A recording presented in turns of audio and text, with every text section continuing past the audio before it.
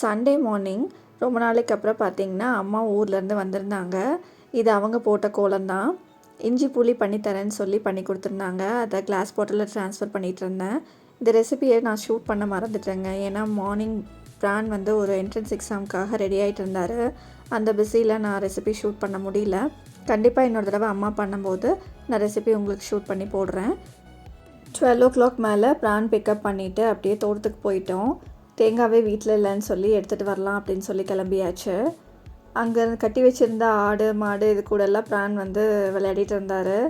அதுக்கு ஃபுட்டு கொடுக்குறேன்னு சொல்லி எங்கெங்கேயோ இருந்து இலையெல்லாம் பறிச்சிட்டு வந்து அதெல்லாம் கொடுத்துட்டு இருந்தார். மார்னிங் பிரேக்ஃபாஸ்ட்டுக்கு நிலக்கடலை பருப்பு சட்னியும் தோசையும் ப்ரிப்பேர் பண்ணி சாப்பிட்டாச்சு. மத்தியானம் லன்ச் வீட்டுக்கு போய் தான் ப்ரிப்பேர் பண்ணணும்.